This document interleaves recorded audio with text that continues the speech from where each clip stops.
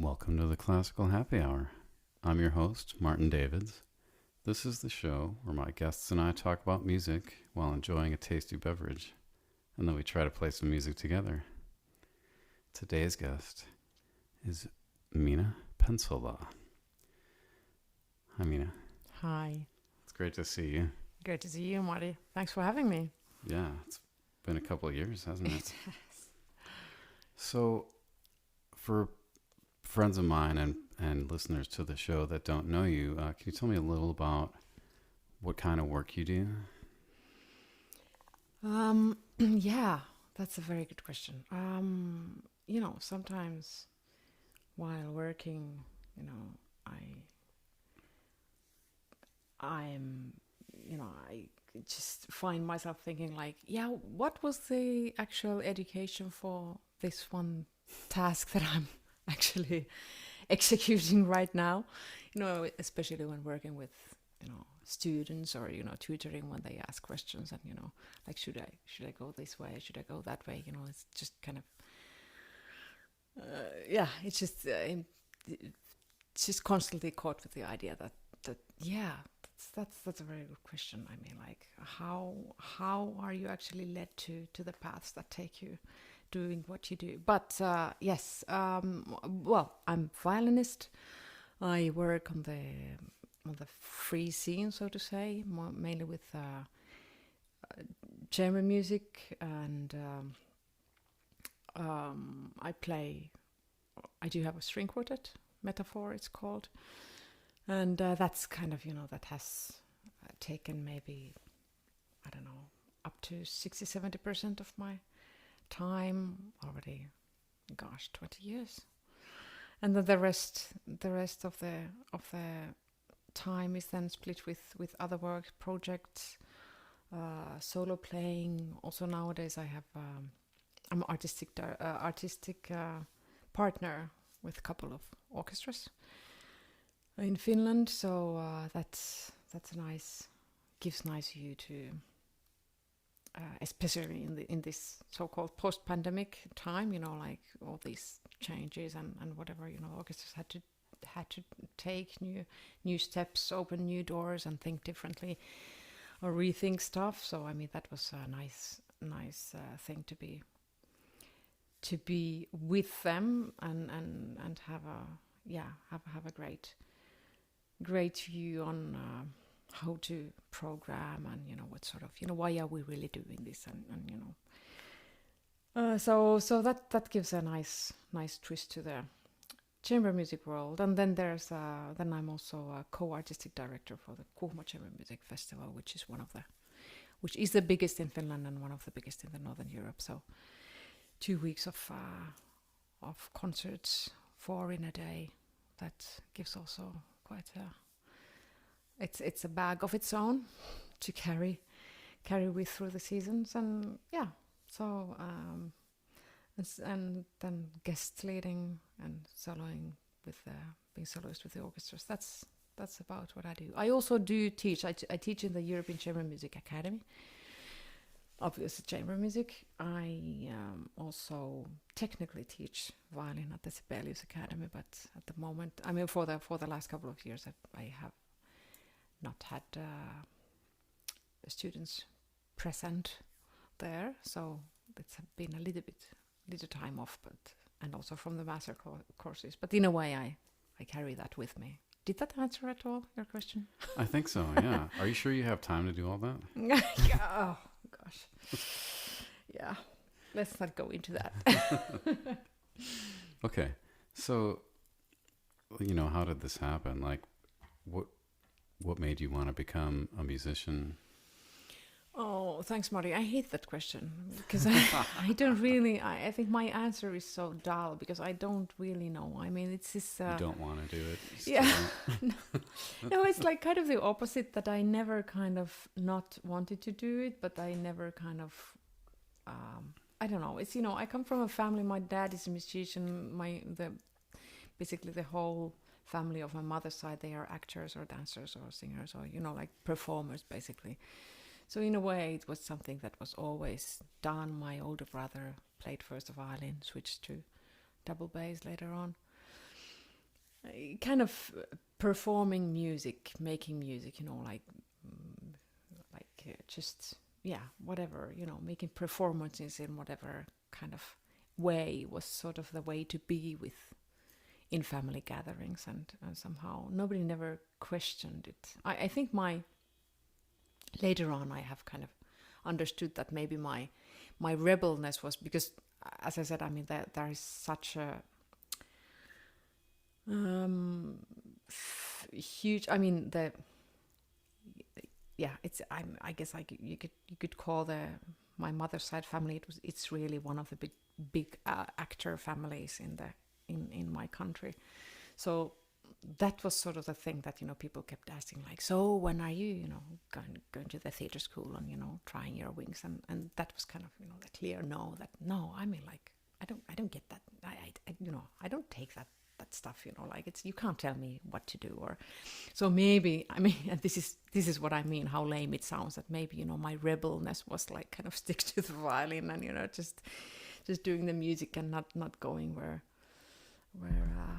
the family is kind of not pressure, but and not even expectations in that way, but kind of suggestions would go. So I guess I just kept doing it, and always kind of I was, to be completely honest, I was rather passionate with music, but I was never passionate in working, like practicing and kind of really I was kind of a late boomer in that sense.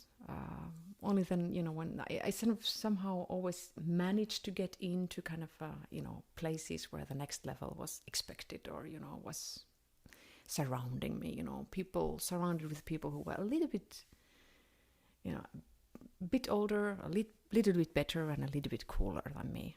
And then I just kind of always figured that I need to be like them, and then I just acted accordingly, like also the practicing part included a bit. But then I think I only when I really when I went for the studies abroad, that was in Switzerland, and I was like 20, that's when I really started to put in some real hours, I guess.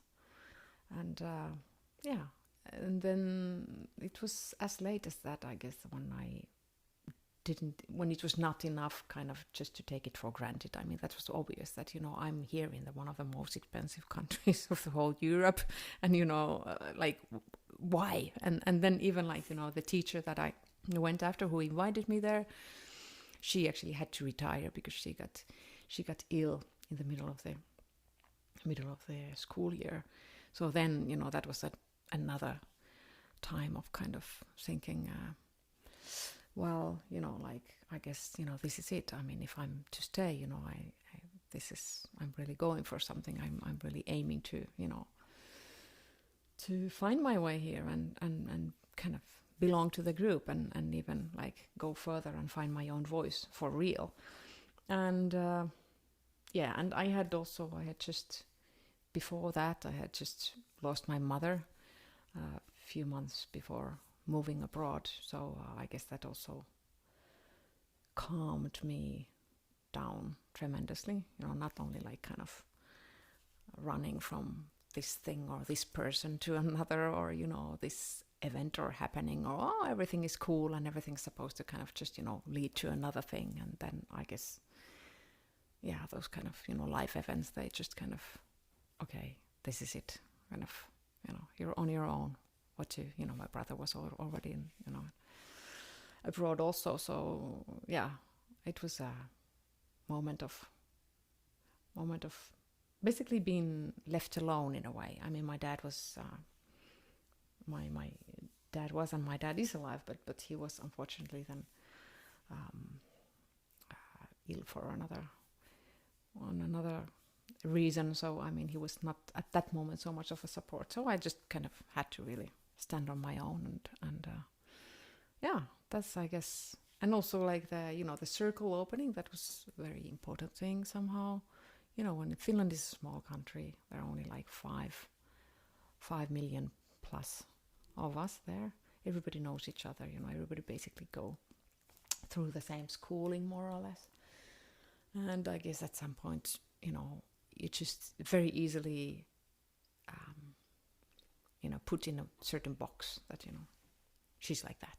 Oh, he's like that. That person is, this character and, this sort of, and then kind of it's some point you just realize that you're kind of playing along, and never kind of fighting back. And then you get out of there, and then you realize that actually, who is anyone to label me? Like I haven't even started kind of, the journey of really defining me or finding myself. And I guess that journey is still on, for all of us, I guess. I hope.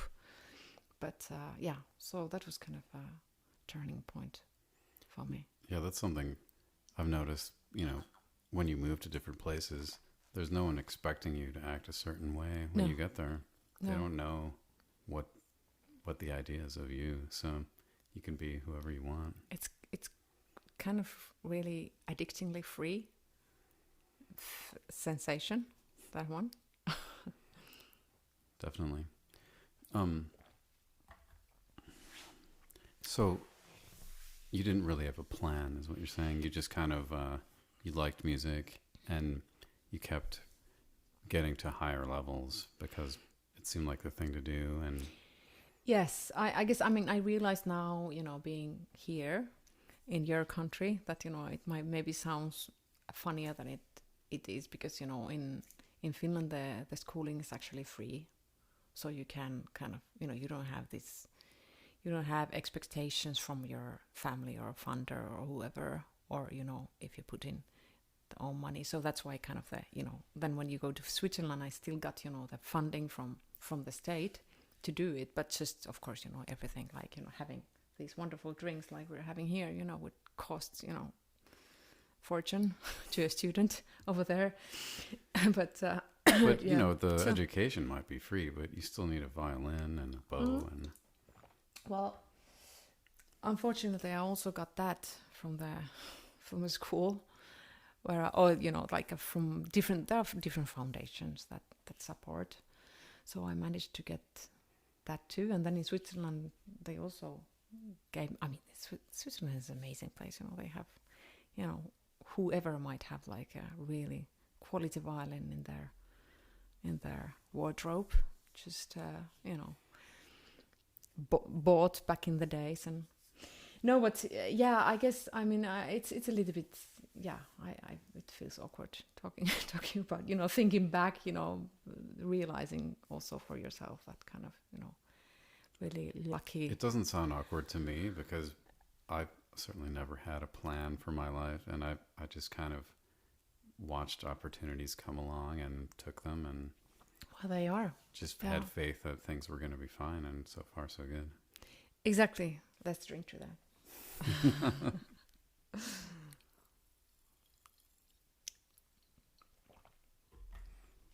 Cool. So you must travel a lot with the quartet and all these other things. So what do you like about traveling and what don't you like about it? I guess that's a question that, I would give a different answer, like if you asked 10 years ago or, 5 years ago or now. Of course, everyone knows how difficult the traveling is made or was made during the pandemic. And when it broke, I kind of, for the first time I was, stuck at home, but I didn't feel like I was stuck at all. I kind of, I must say, retrospectively, I kind of enjoyed it, to be in one place. But then when the borders were opened again,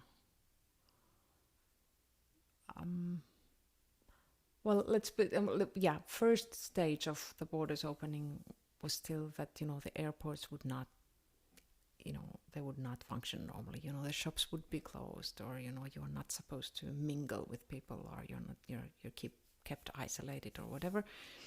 So that was a very clear, very strong, I felt very strongly that, traveling is not only about, being transported from place A to place B. It's kind of like that you have to be, kind of breathing in air, along as you go, also in this, in this kind of transferring, yourself from these different, cultures and feelings, and, like experiencing something new. It might be a smell, it might be, colors, it might be, the sound of people, the language or whatever. And when that was all taken out, it just felt kind of really technical maneuver to be done and not fun at all. It was kind of, harder, even if, there was not so much cueing to be done or whatever. So that was funny thing just to realize that then when things got more normal, then the sensation was more like, yes, this is also where I'm at home, because somehow, having lived abroad and doing, like, as you said, I mean, like, you kind of course I'm always me, but, depending on in which country I might be, with who, with what kind of people, meaning, like, if they are people that they know you, you go way back, or if they are people that you just meet for the first time or whatever, it kind of, these changes in you is also kind of the normal you.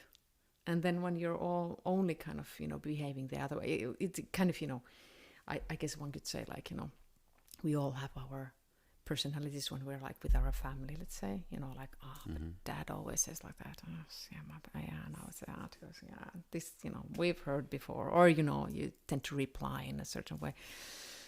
And then, it's the other environments where you kind of get to be the other person, not only, the son or daughter, or, or mom or dad or whatever you might be. And this is a little bit, related to this phenomenon. What happens that when you're traveling a lot, you're always like, oh, here I'm here I'm teacher, here I'm a coach, here I'm professor, here I'm just, I don't know, some kind of, inspiring musician to work with 1 week or something, and or here I'm just a visitor, or here I'm just old boring Minna that everybody knows. And somehow, to have the chance to visit these different sides of your personality, it's kind of that's what makes you, I guess. And that was somehow when it started all over again,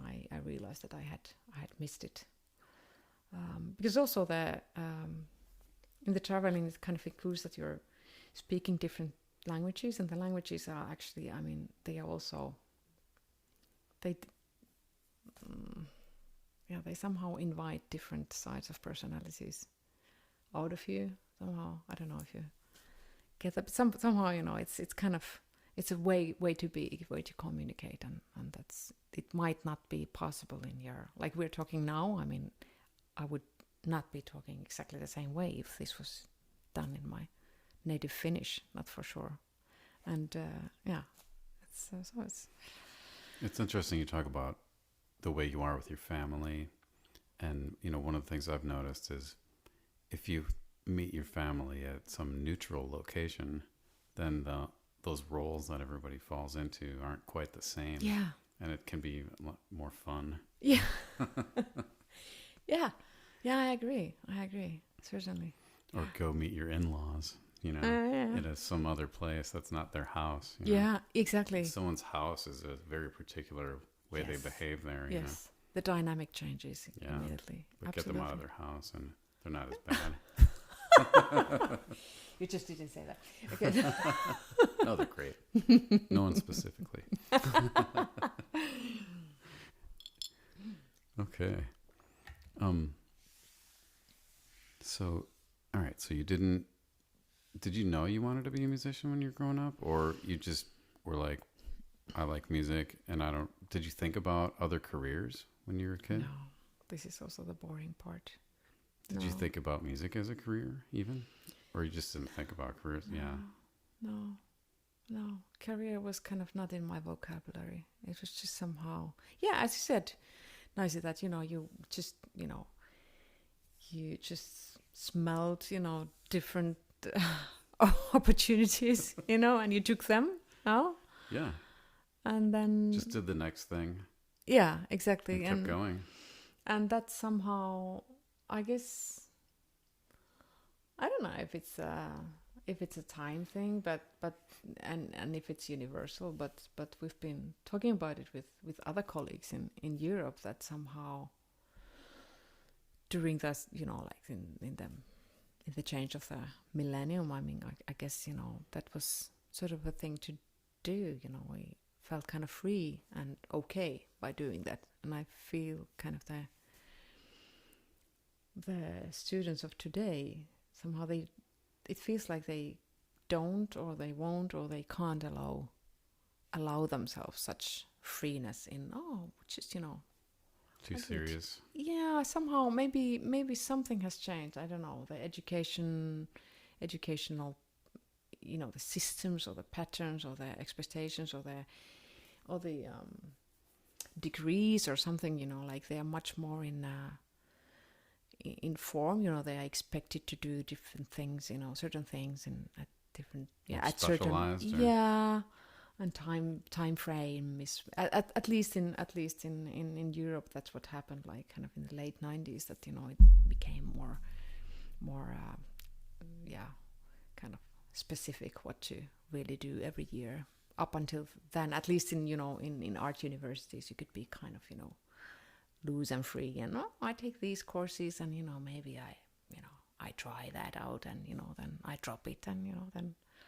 But it's funny to think about it, because unless you become someone in an orchestra and that's your only job, the variety of things you've got to know how to do, it's so big. It's so big. You can't just specialize in one little thing and work every day.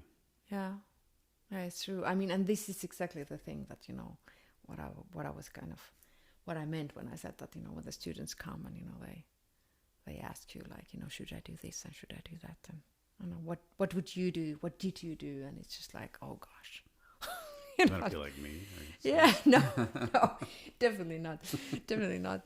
But somehow, it's difficult to say, because just go. I don't know what to follow. Your instinct, heart, and then sometimes it doesn't have to be so magical. It's kind of oh, there's this course. I need a course. I go there. And then you might just find yourself like being in the middle of the greatest thing. Just I was never I just had to do this. I didn't really mean to. So kind of being open to the chances that life is offering, I guess. Just do something, yeah. Yeah, and keep doing it and keep swimming. Yeah. Well, I was going to ask you, like, if you had some advice for young people. Oh gosh. Yeah. Just keep swimming. Yeah, that's one.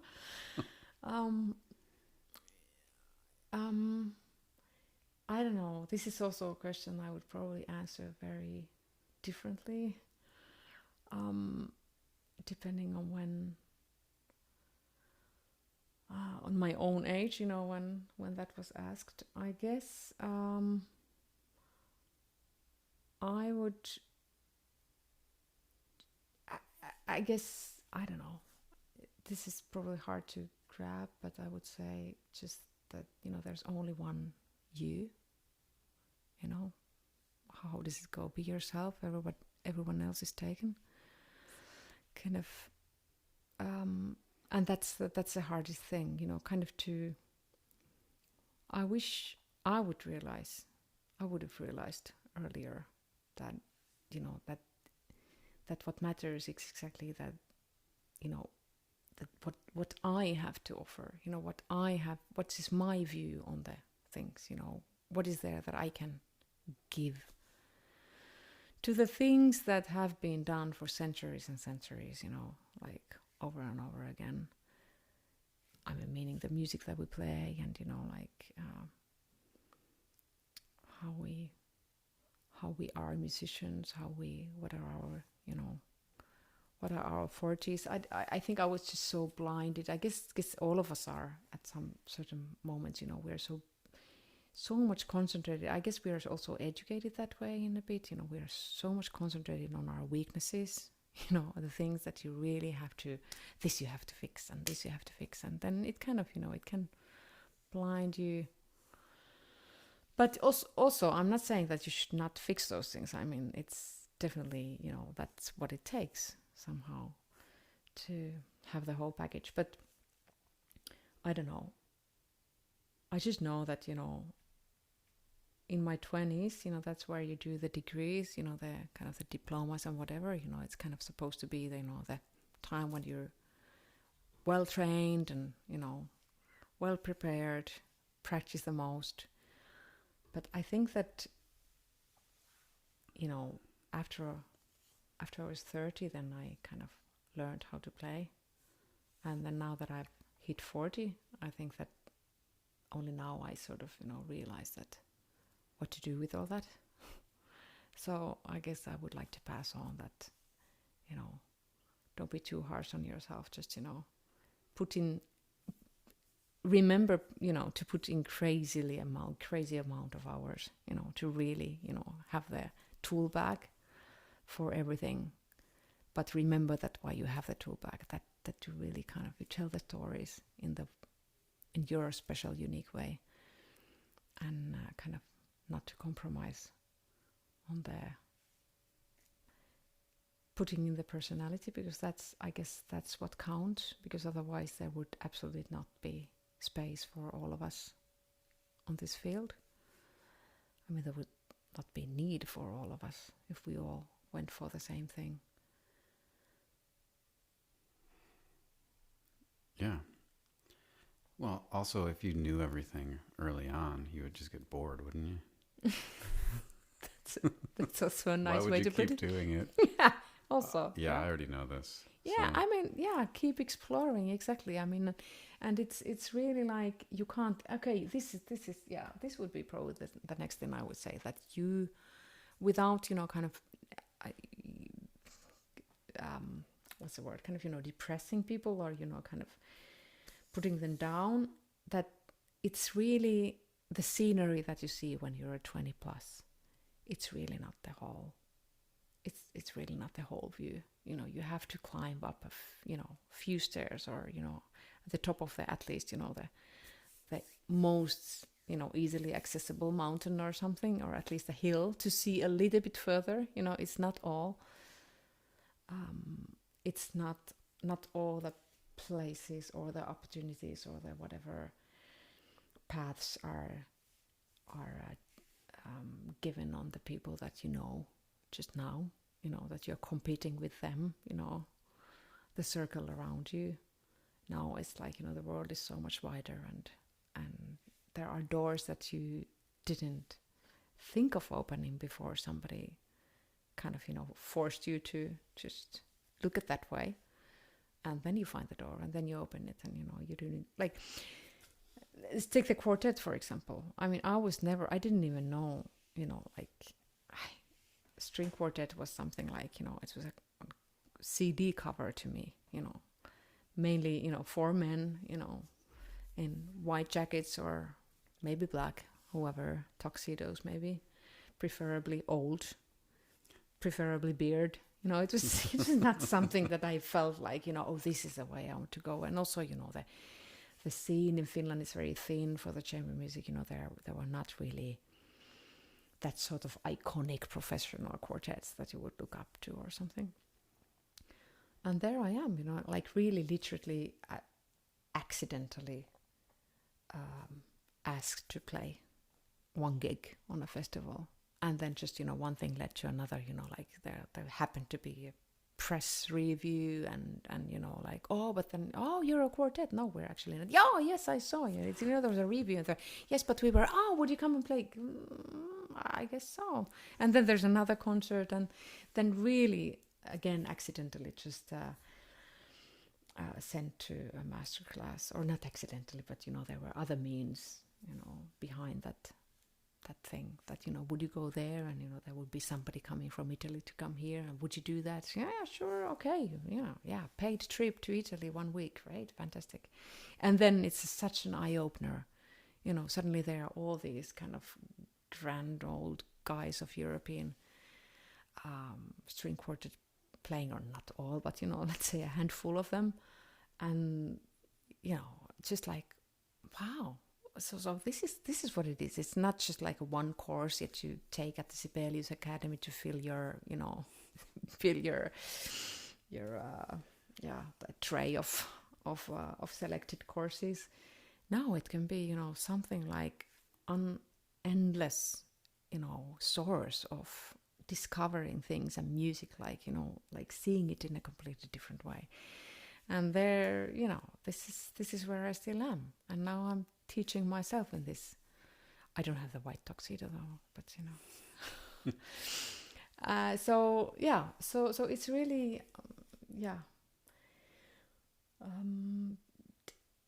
one doesn't have to invent everything by oneself, I guess.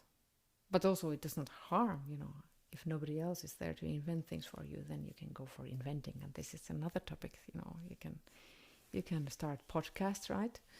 We can start concert series. We can, be very proactive in these things. This is also great in our field that one can. I try to do it, yeah. I mean, lots of people have ideas that are great, but they don't always do them. Yeah. So exactly. Great ideas aren't necessarily unique ideas, but people doing them can be unique. Yeah. Because it takes work and people are busy and they just don't care about that thing or the other thing. They're more into whatever's paying them today. And no, that's so true. That's so true. And so easy to say like, oh, but that's an old, that's nothing mind-blowing. That's nothing new. No, I mean, like as you said, very few of the kind of breakthrough ideas are, unique ideas, but it takes someone to make them unique. Yeah, we know lots of brilliant people. Yeah. And, there are brilliant people in other fields too, but lots of brilliant musicians. But they may have thought of the same things we have. But, I'm sure probably anyone that ever played a Bach fugue thought, oh, this would be great on 2 violins. But then nobody did it except me. Yeah, everybody was kind of hoping. Yeah. Yeah, exactly. No, you're right. Can actually do it. Okay. Do you have anything cool coming up that you want to plug? Tell people about? I mean, right now we're at the fantastic Staunton Music Festival in Staunton, Virginia, playing some concerts. Yes. Well, everything here is cool, no? Oh, for sure. Yeah. Well, many concerts still to go. One whole week, no? It's hard to judge time when you're here. Yeah, it's like being on an isolated planet somehow. Yes, well, I mean, we've been talking about this quartet of mine, the Metaphor. I mean, we are just we will do our first tours in the US now in the upcoming season. So I think we will be. It'll take us to West Coast now in November, and then East Coast in the springtime. So yeah. You skip in the middle. Yeah. Christmas is that's something else. It's a big country. Oh, you mean that? Yeah, also, yeah. Well, we're just in the pandemic broke and all, so we were supposed to come earlier. But let's see. I mean, if the listeners out there, if they... Do you have a website that you want to say the what? name of? A website? Yeah. Sure. Yes, it's obviously www.metaphor, with 4 being the number 4, .fi for Finland, and this is a good reminder to update it. Yes, so if the listeners there have big bunch of friends and like want to bring them along, maybe we can do the middle also, after after starting. After the sides. Exactly. Exactly. Yes. Okay. Welcome all. So, is there anything you want to ask me? Oh, yes. so, so what are we drinking? Well, we're just having a Manhattan. I mean, yeah. When in US? One in the U.S., yeah. Drink American drinks. Yeah, that's it.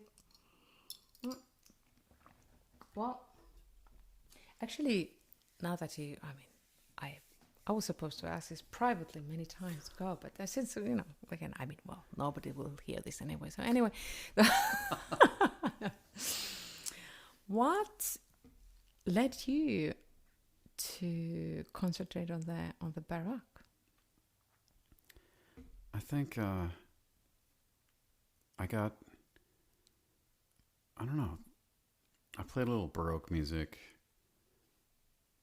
and on my senior recital as an undergrad, played like a Corelli sonata, and I was like, oh, this is cool. I can get to play all these weird notes and make up notes and stuff. And then I went to grad school and I got put in this early music ensemble and like started really learning about it, and I just loved the music. Yeah. I mean, it's easy to love Baroque music. A lot of people say they do, but for me, the freedom of not having to strictly do everything. I always got yelled at for like adding notes as a kid. So when I was supposed to do it, I was like, oh, thank God, I don't have to worry about it, Yeah. And the idea that there's almost like you can't go too far, or if you go too far, it's still okay. Yeah. Because people did. Yeah. They wrote about it. So, yeah, it was just like it let me be more of myself, and I just felt at home in it. Yeah. And, I liked the sound of the guts. It was more interesting. Cool. Yeah. Colors coming out of that thing. Are you still kind of are you still doing both, or you're? Yeah, I mean, I'll do anything for money, but no, it's fun to play the kind of violin, but it seems like I play a lot of Baroque music on the other violin too, Right? Because people like that, and not everybody's got a Baroque violin, so these other orchestras want to do it, but. I mean, that's one of the fun things about coming here is he challenges me by making me play like a Brahms symphony and stuff like that I never play. Yeah, and vice versa for me. I mean, like being put into these kind of Baroque ensembles, like doing music that you would not find yourself doing unless you program it, intentionally yourself somewhere. Yeah, I spent all those years on the vibrato. I may as well use it once in a while, Yeah, it never gets old, does it? Maybe it does, actually. I don't know. I mean, people's voice gets even worse, bigger vibrato, right, when they're older. That's right. Anyway, so thanks for listening. We're gonna take a little break and come back and play something. If you're listening, please subscribe to the show on Apple Podcasts. You can give us 5 stars. That would be awesome. And we'll be right back.